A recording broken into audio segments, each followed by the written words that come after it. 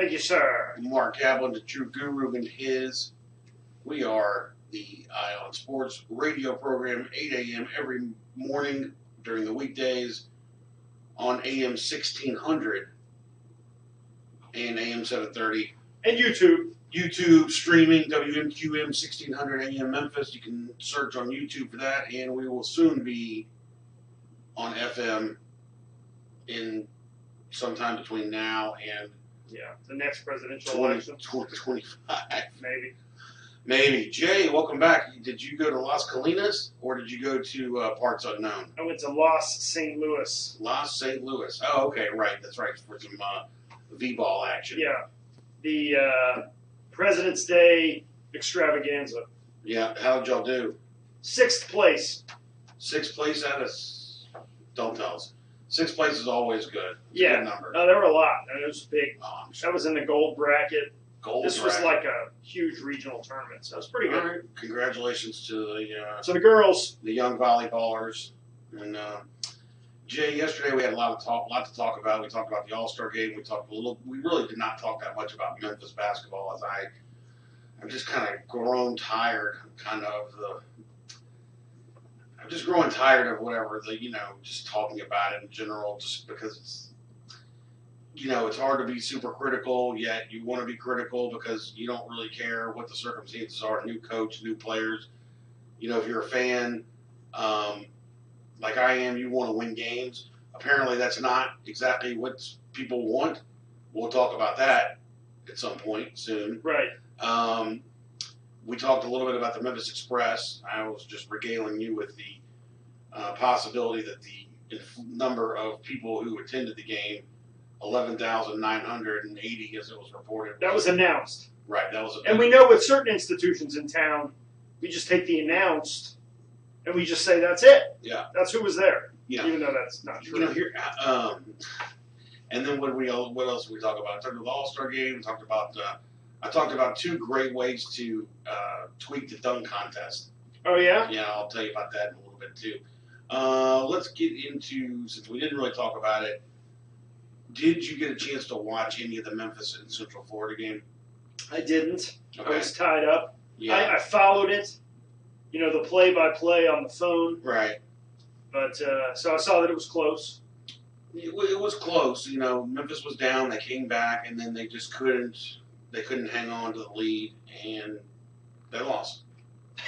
I really, like I said, I'm getting to the point where, how many games in a row do I want to say that, Tyler Harris is in the freshman wall and he's hit a slump, and how many games in a row do you have to say that Alex Lomax is a good player, but he's not going to get you a bunch of points, or how many games, now we're on several games in a row where Antoine Jones is getting minimal time. Well, you bring up a good point. 3 weeks ago or so, they beat this Central Florida team, and they beat them pretty good Handily. Here in Memphis. Have they gotten better since that day? No.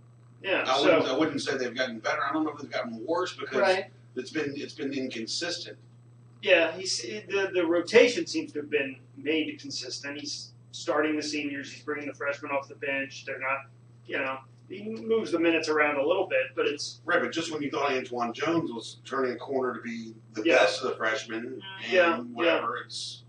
There's a degree of consistency to the team, but there doesn't appear to be of course, there's still time. We're dealing with... it's late February now, so... They have several games left in the regular season before the conference tournament, so there's time to kind of hit their stride. Everybody knew they were going to have to win the conference tournament to advance to the NCAA tournament. Right.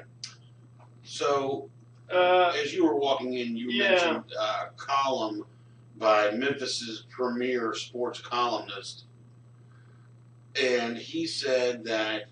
I'll find the quote exactly. Our longtime listener, Lewis, sent me a text yesterday that said Pat 40, said his 40. column today is pure gold. Calkins' column, pure something else. Kreplach? I think the word was, I think he used an emoji maybe. I'd have to check the text. Chocolate yogurt? Yeah, something like that. Chocolate yogurt emoji. I said, well, what could Calkins have written about? And, of course, he's writing this book, and his columns are the book is going to be all of his columns from the year about the team. Okay. And so he's trying to sell a book off of his columns. So chapter 15, I guess his 15th column, is that Penny Hardaway's first season is already a success. Now, I don't necessarily, by the way, disagree with that, because what he says in the column is that the main thing this year was to get the fans back. Okay, right. And to prove that he could coach at this level. And I don't actually have a problem with that argument. He certainly got the fans back. That's for sure. The crowds are great. They're not what they're announced, but they're very good, and they're close. No, they are very good. They're very good, and they're close, and the fans are back, and there has been a level of excitement. The recruiting is outstanding, and you have something to look forward to. So I don't have a problem with any of that. What I had a bit of an issue with, which I just thought, like, what is this, like junior high school? He says at the bottom of this column that, I want to find the exact quote so that I don't mess it up. But, and of course he had to bring up Tubby Smith. He says, this is where Tubby Smith was exactly wrong about Memphis basketball. The ultimate measure of success isn't wins. The ultimate measure of success is fun. This year's Tigers are 15 and 11. Last year's Tigers were once 15 and 11. But those identical records could not feel more different. It's the difference between apathy and joy. I think this guy overstates how much joy people are having. I have joy when they win. You know what I enjoy, Ira? Yeah. I enjoy going to San Antonio with you and a bunch of other guys for the Sweet 16. It felt like you were there. I was there in spirit. That's right. For the Sweet 16. Now, I'm not talking about the Final Four. Were you at the Final Four? I didn't go to any of that. You didn't go to any of that I stuff? was, let's just say low jack had something to do with it.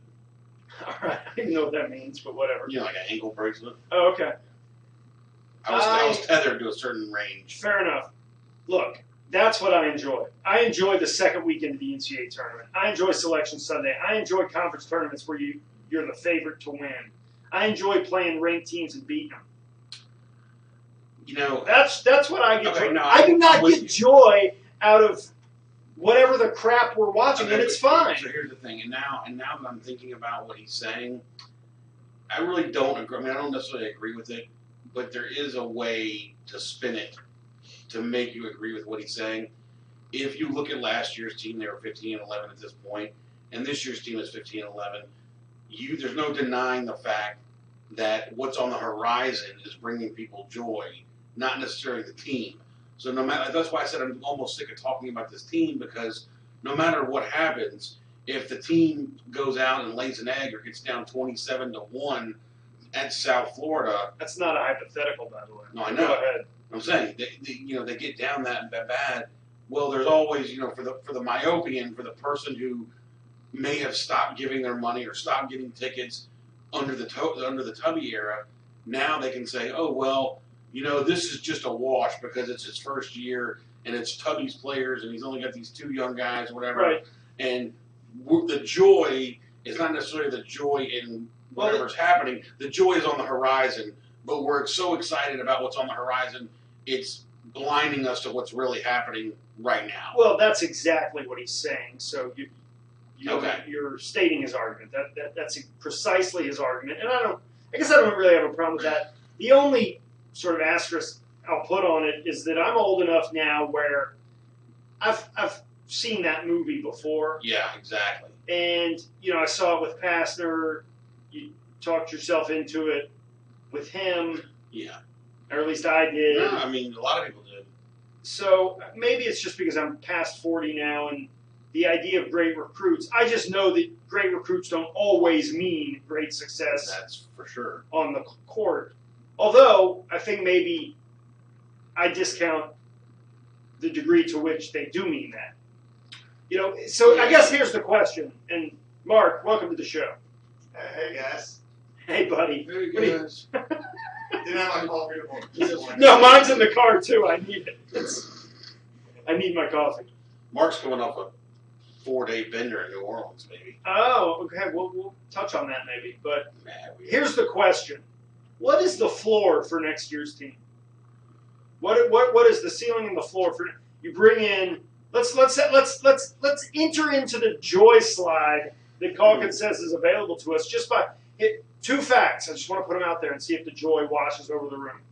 10,000 people go to games now, and we have a great recruiting class. Do you feel the joy? Do you feel the joy? So it's also here's the go ahead. Joy and go to the games. Like, I remember going to Wichita State last year, and it felt like I was going to a funeral. Like, there's no energy, there's no fun. Right. So just the game itself is going to the games now are a lot more fun than they were before. Yeah. And when you're talking about recruits, like, I think the difference is Pastner could get the best recruits, and they never got better. Oh, that's right? for sure. Right. So Penny, with his staff of NBA talent, I know that he's going to make these players. Wait a minute, better. time out. Do you? Is Antoine Jones better? Is Tyler Harris better? And is Alex Lomax better than they were at the beginning of the year? See, that's where I don't know yet. But I think for some of those guys, it's different, right?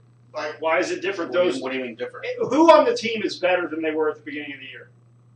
I think to a sense, all of them are. But when you look at Lomax and Harris, Yeah. don't give me a weird look. Yeah. These guys are used to being dominant forces in high school. Yeah. And it's a huge adjustment to be like, hey, I can't do the same things. Right. Like, how am I gonna score differently because I That's can't what score the the coach same is way I did in high school. That's the point. And Coach. I'm not sure they've made that transition yet. I'm not sure they haven't, Mark, but I don't know that I've seen that yet. Yes, he can coach at the college level in terms of like managing the team and managing the game and putting a decent product on the floor. They look pretty good. You know, a lot of they look fine. They look like what you'd expect them to look like. But I don't know that they're getting better. I don't know that they aren't, but I think the jury is still out on that. And I start to worry because this is the time of the year when teams, well-coached teams, get better. They hit their stride. They start playing like, wow, this team is way different than they were at the beginning of the year. I don't know that this team is. But that's the thing. I think this team has hit their plateau. I don't think they can get any better because the players are facing. I don't think that's fair. I don't think that's fair to the players. I mean, those three guys, two of them were all top 100 type guys. They can't get better. I'm talking about the entire team. Like, besides Jeremiah Martin and Kevin Davenport, I mean, you look at them and it's like, okay, you face different teams that have better talent than you. Like, if you don't, That's fine. I I mean, but we've seen games where Bruton was unbelievable. We've seen games where Parks was unbelievable. We've seen games. And by the way, the teams they're losing to, a lot of them don't have better talent than Memphis. Temple doesn't have better talent than. I mean, I don't know that anybody in this league other than Houston and Cincinnati. And I'm not even sure if you stack the recruiting rankings next to those teams that have better talent. I just haven't seen it yet. I haven't seen it with the developing guys yet. And that's why you can bring in Wiseman. You're basing on 3 months of freshmen, or maybe 4 or 5 months of freshmen. Like, you can't just These guys enrolled. development of 4 months of a freshman. Well, they enrolled in school in a late summer, July, August, whenever that was, September, October, November, December, January, almost at the end of February. So half a year, practicing. And look, I've watched college basketball for 30 years. You see it. You see guys at this time of the year. We had a coach here, luckily for 10 years, who's one of the best in the business. Calipari's up in Kentucky now. They just beat the number 1 team in the country. Who does you speak of? Yeah. And at the end of the year, this time of the year, the team looked 50 times better than they did in November every year. Every year. And the players, they knew their role, and they knew what they were doing. And so you're not going to replace that guy, but that's what I look for in a coach, and certain guys have it, and I'm not sure that we're seeing that with this team. Again, you're basing this all on freshmen and a first-year coach. No, that's the thing. You look at you want to talk about freshmen, and I understand we're talking about 2 guys who are top 5 NBA draft picks, Derrick Rose and Tyreek Evans. When they came here, I will not forget what they said about Tyreek Evans after game 1. Get the ball out of his hands. He's not a point guard. When they don't know what to do with him, he can't. He's not this. He's not that. He's not whatever. By game 26, game 27, it was defined, and he was fine. Derrick Rose was a completely different player when you got down to the last 6 or 7 games of the year than he was at game 1. When you're talking about defined roles, when I coached kids before, there were a bunch of kids on the team making fun of the 12th guy. And I would say to the 12th guy, look, you're not going to score 20 points on this team. You're not going to dribble the ball down the court and through 10 defenders. But you can put your body in between somebody and get rebounds. So that's the only thing I want you to worry about. We still see some of the same mistakes, some of the same things. We know Tyler Harris is not going to get any points in the lane trying to drive on 7-footers. I'll give you a better example. Sure. Calipari's first year here, I remember it pretty well. So I was pretty stoked for it. Yeah, right? absolutely. He started off with a team of Shamel Jones, Chiron Chapman, Shannon Foreman. I mean, a bunch of throwaways. Guys that were about what you see with this team, the Rainier Thorntons, Kevin Davenports, etc. Right? So he comes in with that team. He recruited no better than Penny did. Scooter McFadgen, and then I think he got Marcus Moody back to campus. Maybe Paris London played some of that year. It was a group of sort of ragtag guys, and they started off poorly. And they went down to some tournament, and they lost both games, or two out of three, and they were 2-5, and they lost to Temple, and they weren't any good. And by the end of the year, he had Shamel Jones like playing a role and playing well, and he had Chiron Chapman running the team from the point guard, and they went to the finals of the NIT, or the semifinals of the NIT. And they were together and they were cohesive. And that could still happen with this team. That's what I'm saying. There's time, but I haven't seen it yet. But there is time. The difference of a coach that's yes. been in college, that's been in the NBA. Wait a minute, but I'm saying, that's fine. But whose fault is that? I mean, I'm not saying. No, that's absolutely true. Penny could get better.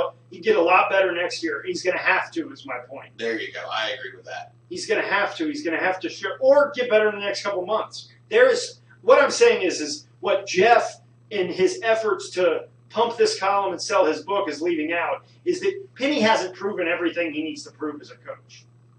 He just hasn't. You also can't base that on 1 year. I mean, that's all you have to base it off of is 1 year. And like Ira said, the administration, Sportsman of the Year, David Rudd, he's the guy that brought him in. Right. So is it about fun or is it about winning? Because I would tell you that because we haven't been to the NCAA tournament since, what was Joe Jackson's senior year? Like 5 years. Right. I think next year it's about making the tournament. And the thing about the whole thing, Jay, with the fun and the wins, for old curmudgeons like ourselves, it's about the wins. But the truth is, for a lot of the people that they've gotten back and to spend the money on tickets and donations and stuff, right now, today, it's about the fun. Now, next October, November, when we start the next season, that might not hold true. But today, it is for them. It's about the fact that, hey, we got rid of Tubby. We got Penny Hardaway in here. He's got these recruits coming in.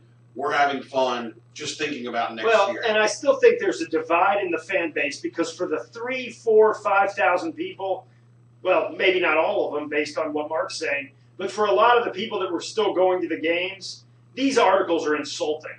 I agree with that. Like the fun is winning, period. Yeah. All right. When we come back, we'll talk about a little bit about the All-Star game. We'll talk about some other stuff. The Express, maybe a little bit. And I don't know. We'll find something else to talk about. You are listening to the Ion Sports with B-Ball Jones, and we'll be right back after this.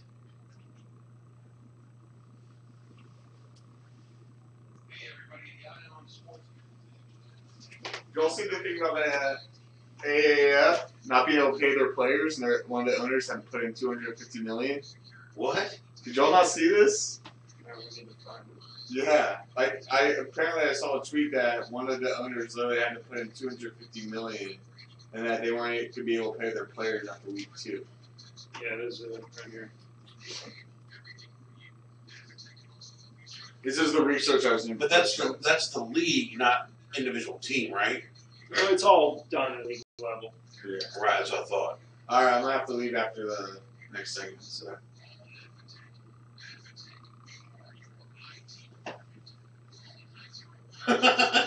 Look, that's how you know money talks.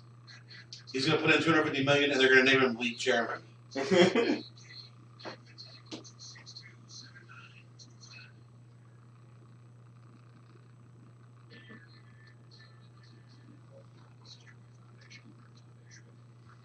You going to work in a fake commercial? We got the big earn coming next. You're gonna the Big Earn commercial, the Unified Fund. I haven't heard it yet.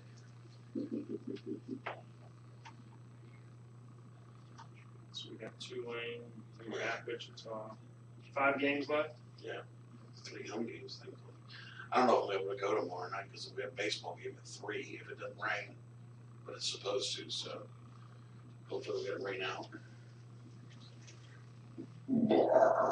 Excuse me. Oh, shut up. Shut up, Famish. Eat a dog.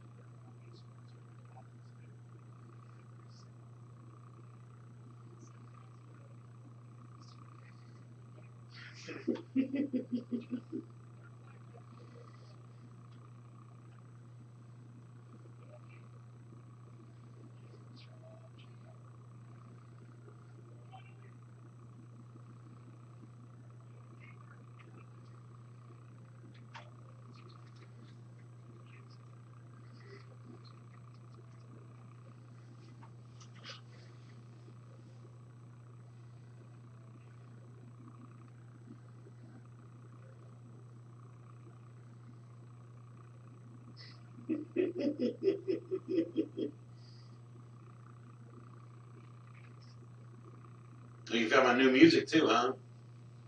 Got all bump it today. Just wanted to get a little something to, pump it up a little bit. Jay doesn't look too happy. I'm still playing over last night in my head, trying to sleep train the little guy. Yeah. It's traumatic. What was last night? I said I'm trying to sleep train our little boy. Oh, Sleep Train. Yeah. Okay. It's not Is that like the Soul Train? kind of, except hell. Does he like music? Yeah, he likes music. He dances. Play some music and then fall asleep to the music. It's maybe not the greatest idea. Okay. But, yeah. Okay. I've seen it work. Twice in Kenya, once in Bangladesh. Yeah. What'd you say, Mark?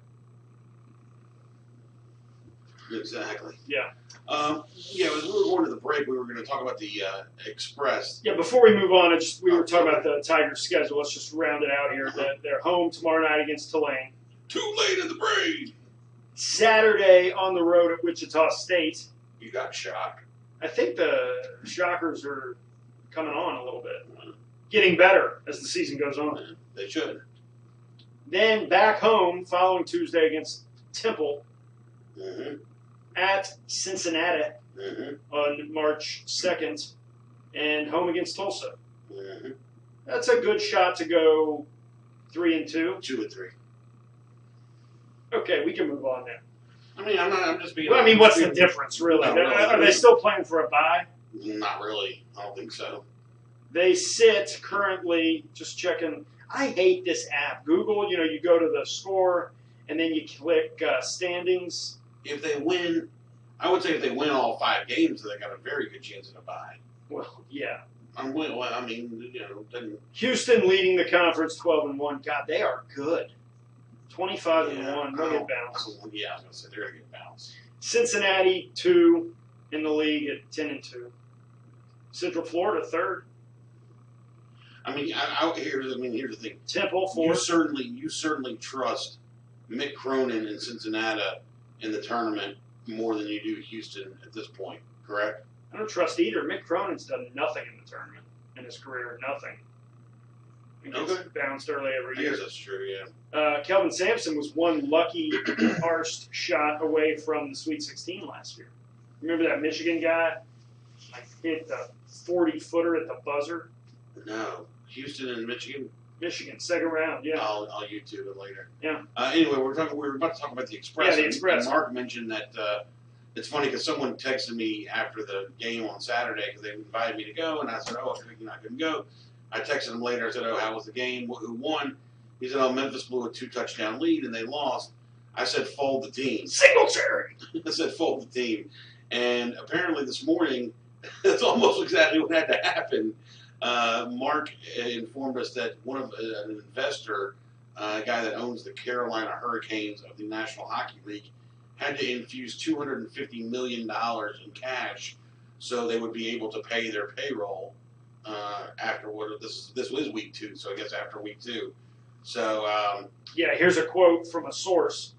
Source. Without a new 9-figure investor, nobody is sure what would have happened. You can always tell people their checks are going to be a little late, but how many are going to show up on the weekend for games when they don't see anything hit their bank accounts on Friday? Yeah, that's Hey-o. that is not exactly what you wanted to hear, as there is another attempt at a professional football league. And then I'll tell you, that's very surprising because the story that you heard about this league and the way they built it was that they had the money in place, because they weren't trying to do anything too ambitious. They weren't going to go get high-priced talent. They weren't going to invest in, I don't know what it is that you invest in that costs a lot of money other than, I mean, it's on TV. It's on TV. They had a TV deal. It seemed like they had a plan to keep this thing running for a couple of years. First week, payroll problems. Well, I mean, how's that gonna affect Attendance. I mean, who's going to show up? How's that gonna affect whether or not they actually come out with the XFL next year?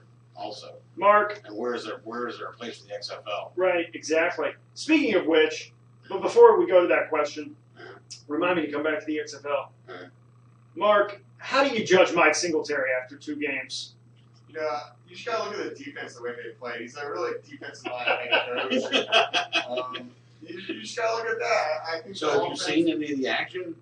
What's that? Have you seen them play? You don't need to see this team play to know what's happening. All right, their quarterback plays atrocious. You can't get on Mike Singletary for that. That's the front office hiring Hackenberger, who can't hack anything, and Mettenberger, who's just a burger. He can't met anything. Mark is all about making excuses for head coaches today. Yeah, he is. I say fire Singletary right now. No. I blame the owner. Whoever that guy is. That's a good idea. The owner is this guy that just dropped. The league doesn't have the Express don't have an owner. It's like, who owns this McDonald's? McDonald's owns it. No. They're not. That's Are McDonald's franchises? Yeah. You can own a McDonald's franchise. You kidding me? It's like, who owns this Walmart? Right. Yeah. The Waltons own it. Right. The stockholders. Right. It's one entity. I like how you try to name different corporations. Just Really? into the one entity. Yeah, really the way it is. No, most of them are. I mean, Really what you it do is. have some franchises, I guess, and it may be sort of like that with the. It's the way MLS started. MLS owned all the teams. MLS paid the players. It wasn't like the DC United or the New England Revolution. That was all owned by the league. Right. That's how it. It's how a lot of businesses are. McDonald's, you can be a limited franchisee. You can buy a McDonald's franchise, I guess, but you can't change the logo. You can't change the colors. You can't change the recipes. There's nothing you can do unless you want to own a McDowell's. Prices and participation may vary as you're only out when it comes to McDonald's stuff. Like if you want to offer like certain prizes and Happy Meals or play the Monopoly Millionaires game or something like that. I think there's They've limited that as much as they can. Yeah. But you can own a McDowell's. Yeah. Their buns have no seeds. Yeah, obviously. I mean, that's the big difference. I mean, they have the Big Mac, we have the Big Mick.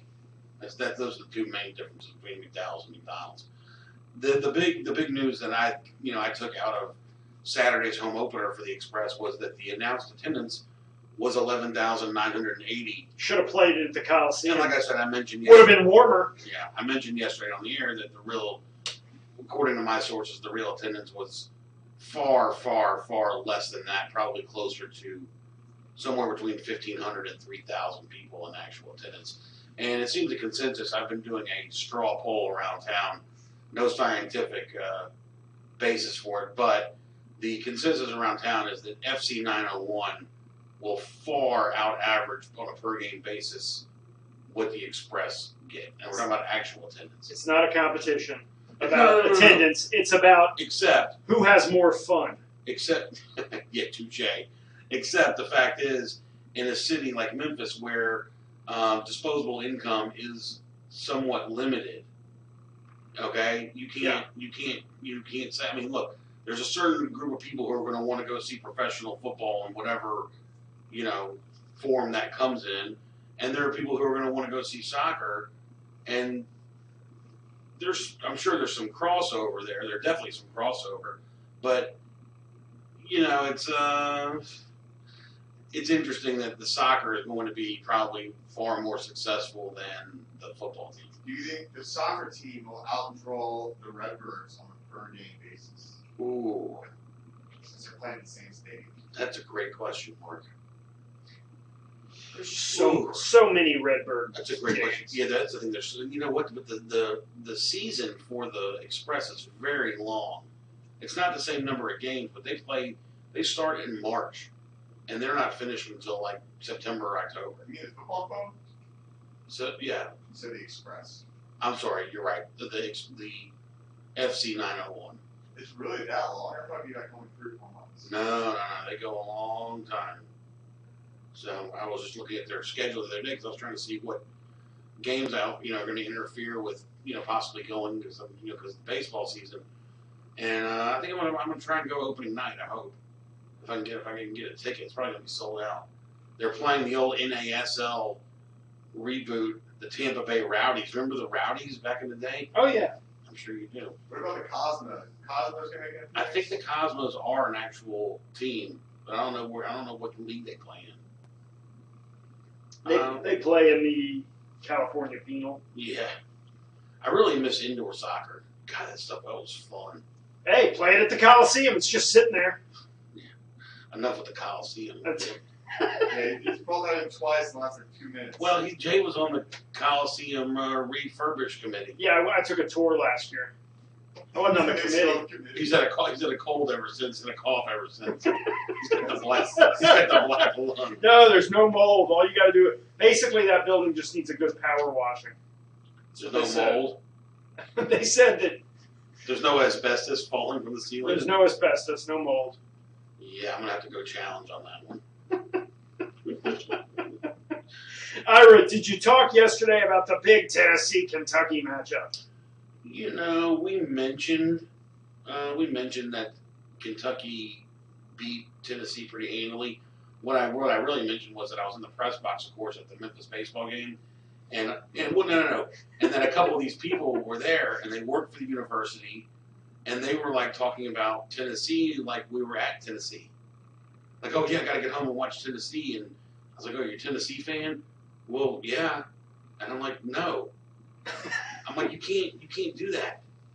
Like, you can't be a Tennessee fan. You're wearing blue. You work for Memphis. Ira, give us your highlights from the series with Indiana before we get into that, because I do want to get into that a little bit. The Tennessee the highlights. Yeah, both from a baseball perspective for fans of the program that are listening, obviously, and also your personal highlights from your debut. I'm not going to get into it much because I did talk about it yesterday. So, really, what I said was there's not much. It was entertaining. It was fun. The crowd was better than I thought it was going to be, weather considering. And the truth is, it's really not that far. The product on the field, it's not some big discernible difference between the college baseball and like minor league baseball. Sure. And I thought that's if you are a baseball fan, it's worth coming out to check out. It's a very cheap ticket and decent crowd. I thought it was pretty. I thought it was pretty decent considering that the temperature wasn't over 40 degrees and it was, cloudy and ominous. Did you have the booth open? I had the window cracked. I'm working. Yeah, last week he was like, "I'm going to have it open. You got to be out there with the elements. You got to be with the fans." And he's like, "I cracked it open." I'm trying to. It was cold, Jay. It was cold. I'm trying. I would have had it closed. Look, the more the temperature goes up, the more the window goes up. I'm trying to be respectful of the young lady that I work with because it's funny. Women always. What does she do? She runs the music, the walk-up music. Oh, and stuff. nice.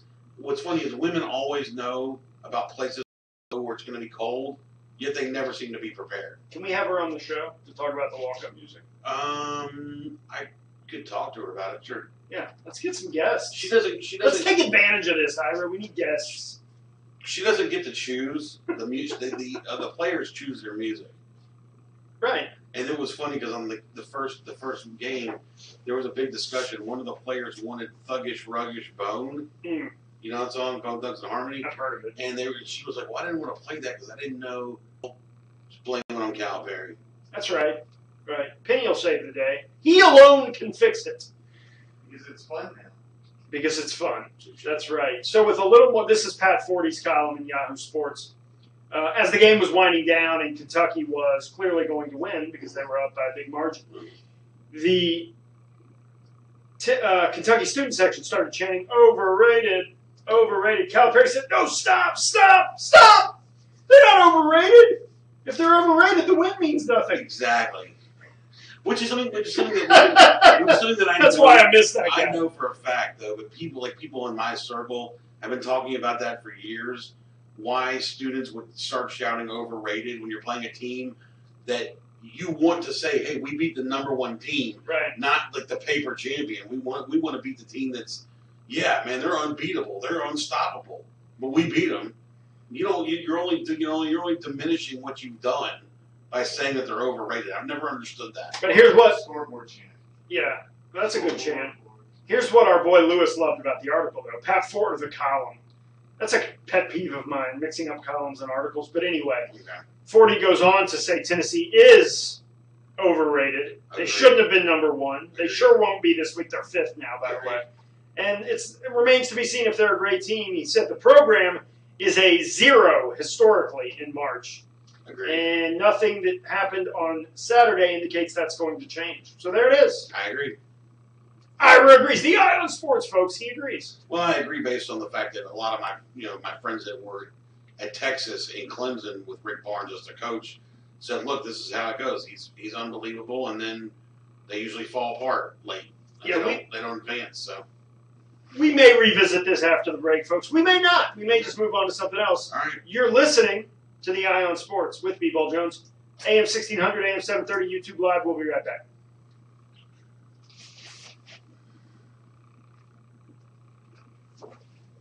Boom. Ooh, shoot.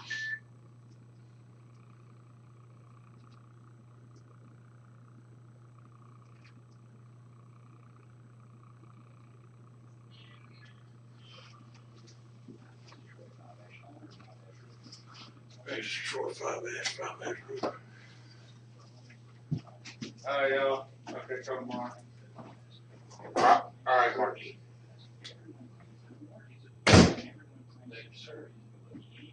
Hey, Mark.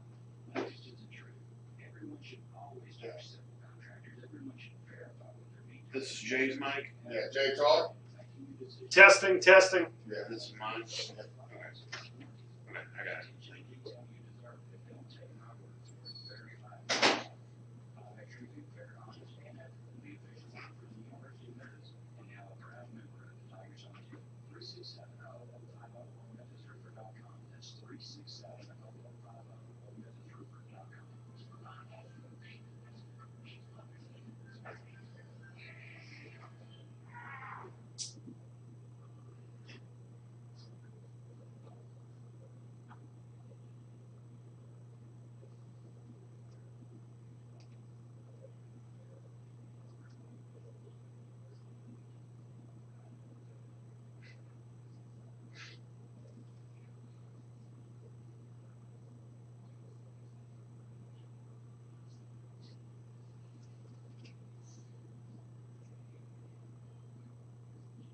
Hey, Hey everybody, the Eye on Sports here to tell you about Advantech. Advantech is a local IT. But my dad just texted. He said, best show to date. So I knew he would say that because we're talking about all the things he likes to. you don't have to cover the mic. Right.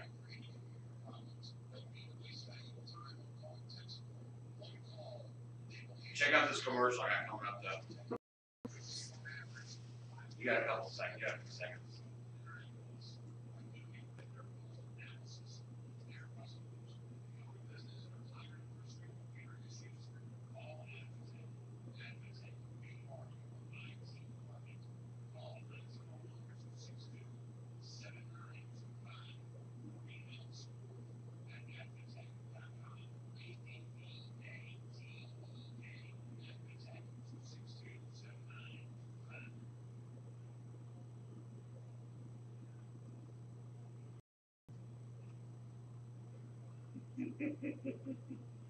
Remember those guys? Yeah.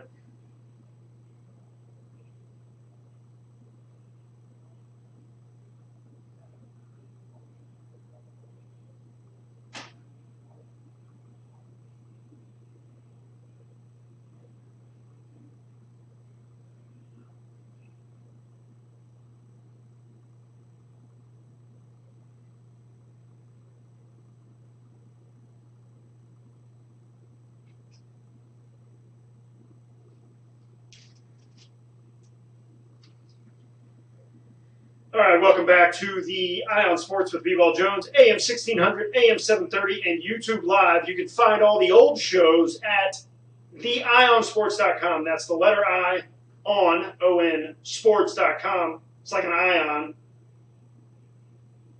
And we've been talking, it's been a college basketball heavy day here. We did talk a little bit about the Memphis Express, the local entry into the Alliance of American Football. I was checking in on the polls. I'm not a big fan of polls, right? In anything, college basketball polls, political polls, they tend to be, I think, of limited value for the most part. But I did check just to see, hey, what's going on in the college basketball world. A couple things jumped out at me. Tennessee did drop to 5th, as we discussed. Nevada, I knew they were good. I knew that they were expected to be good with Eric Musselman and a bunch of players returning from a team that had some success. They're 24-1 and have moved all the way up to 6th. Yeah, they're a good team. I trust Musselman as a coach. It's always for a team like that. It's like when Gonzaga first started their runs in the early 2000s. Is that you're like, okay, well they're good, but their conference is not so great. We'll really have to. They're really the judge for them will be when they're in the tournament. And how well their players stack up against the national best. Well, that's the reality of the tournament, right? There's this top 25 poll here. How many of these teams will be in the Sweet 16? Maybe 5 or 6, right? A lot of them won't be, right? That's just how it goes. But no doubt, the Memphis schedule starts looking. The Memphis schedule actually looks better and better every week this goes on because now LSU is up in the top 15, Texas Tech in the top 15.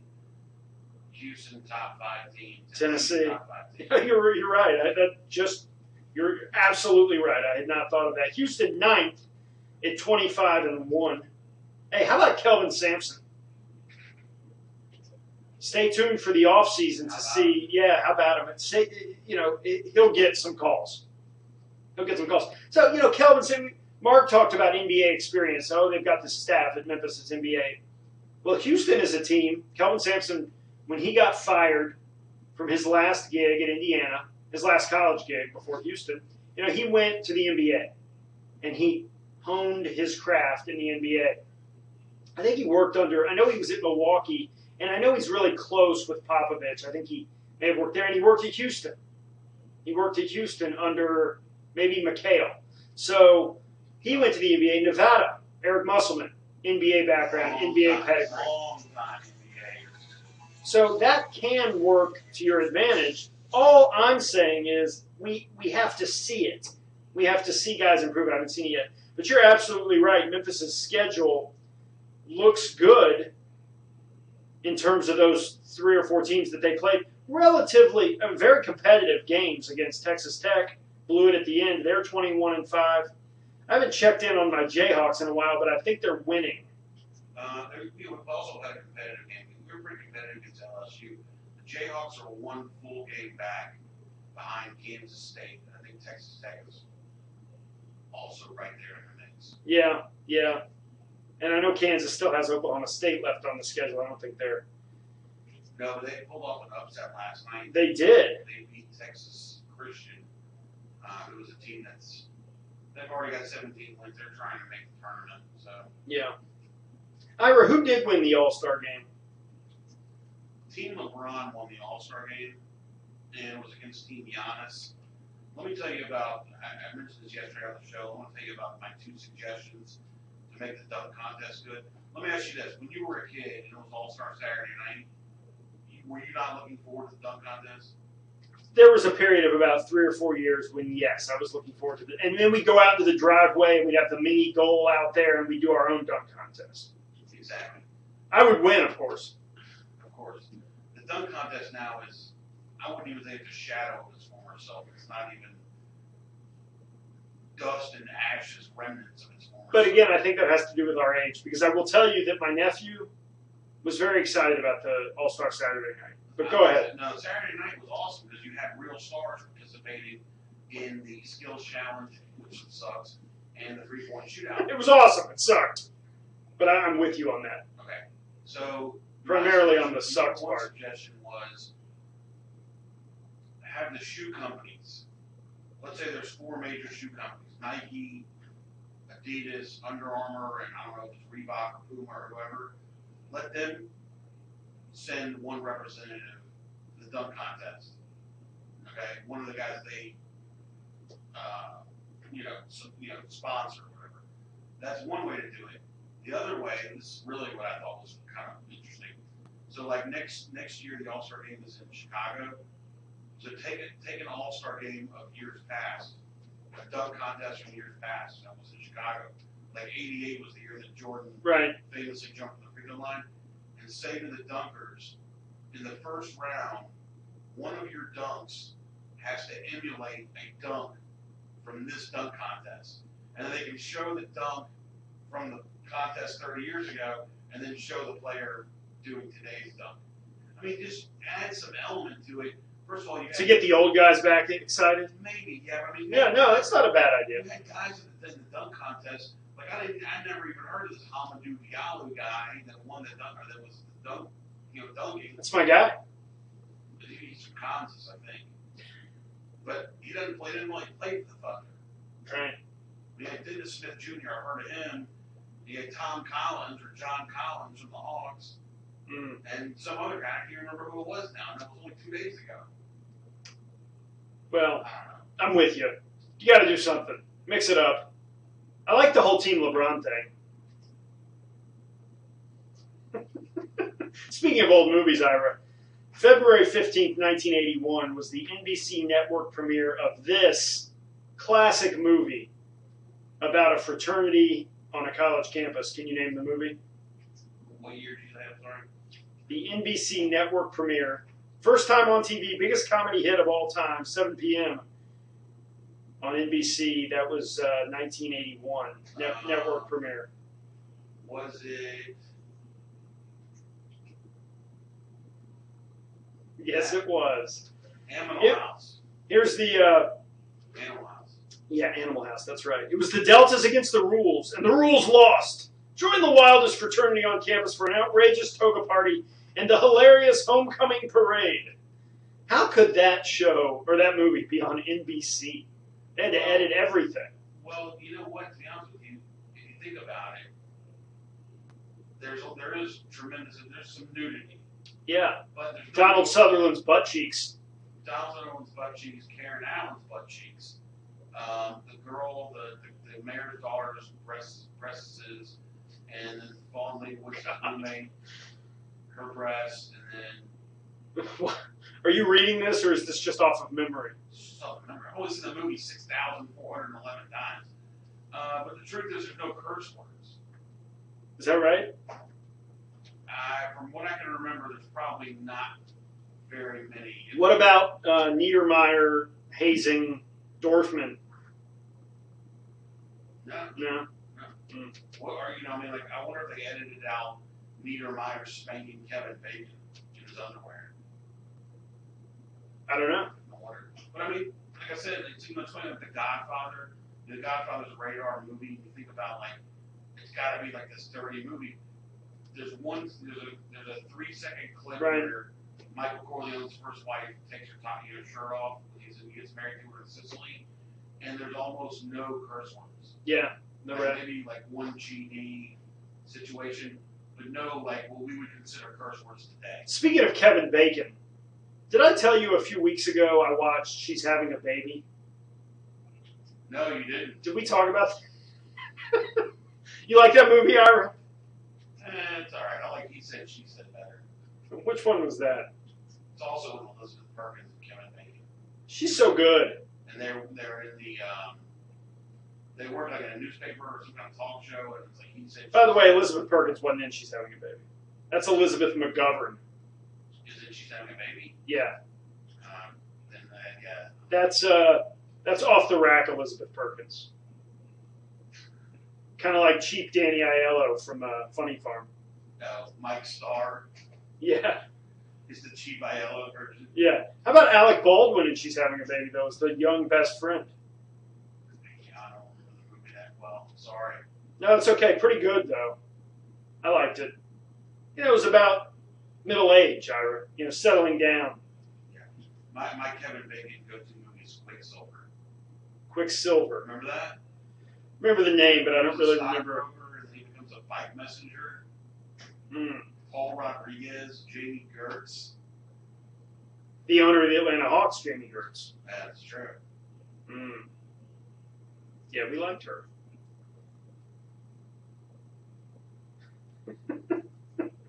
It's a great scene. For some reason, I'm not able to hear those, though. He looks up, and Blutarski has the pencils in his nose, I think. Oh, Yeah. okay. Now I know the problem. I couldn't hear myself. Why is that? I just have to hit a certain button so I can hear it. But, yeah, that scene is fantastic. There's no doubt about it. Yeah. Yeah. Love that movie. Mark just texted me and said, what about Tremors? Tremors, yeah. You know, whenever people talk about Kevin Bacon, they do talk about that movie Tremors. And I gotta be honest with you, if I've ever seen it, I don't remember it. Is that where, like, there were snakes underground and stuff? I think so. But I don't really remember it. I honestly think I saw that movie at the Fair 4. The Fair Four. Yeah. Where was the Fair Four? Wait a minute, Tremors, Where was the Fair Four? I'm looking at- Summer? yes, near the Skateland. Oh, right. I got a It great wasn't story. all that fair. Got a great story from the Fair Four. Kevin Bacon, I look at his filmography, and Tremors is listed as a TV movie in 2018. Did they, like, remake it or something? I don't know about that. But, no, Kevin Bacon, he's done a few movies. I'm looking at his list. Oh, Most of these I haven't seen. You guys done a ton of stuff. Yeah. Apollo 13. Yeah, you were right about the giant worms underground. Is that right? Yeah. But then they must have remade it or something. Right, certainly possible. Apollo 13, did you like that movie? No. Me neither. Why didn't you like it? Just didn't like it. Wait a minute. Planes, Trains, and Automobiles, Kevin Bacon What? as the taxi racer? Was he the taxi driver? No. He was in the movie. I don't remember Kevin Bacon in that movie. Mm-hmm. Quicksilver, like you said. Footloose. Well, of course. Diner. Oh my God! This day, 1985. Yeah. Cherry Coke released. Oh, I'm glad you brought that up, Ira. You better talk quickly. Yeah, we got to get out of here. But have you tried these new extreme Diet Cokes? Like, not spicy. Like pineapple. Feisty. mango. Feisty.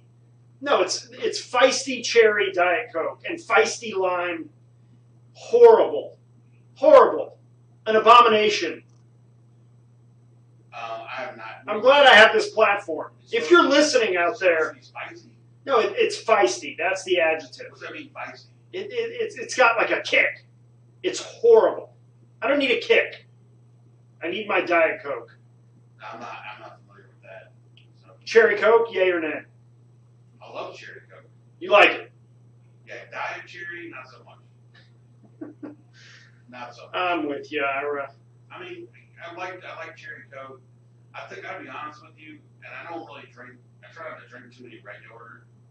I try to drink the diet sodas, but I will tell you this: Wild Cherry Pepsi, in a side-by-side comparison with regular cherry Coke, Wild Cherry Pepsi wins the day.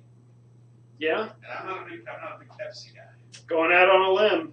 I'm going out on Would you gentlemen care for a Pepsi? You know who says that, don't you? B.B. King? Right? B.B. Walden? BB King. Ira, B.B. Walden or B.B. King? BB Walden. Are you kidding me? All right, listen, Jay, we got to get out of here. All right, good. It's time for some SB Nation radio. We're going to listen to that. We're going to get out of here. It is time for us to say goodbye. We'll be back tomorrow. For Jay, for Mark, I am Ira Lucas again on Sports saying adios, muchachos.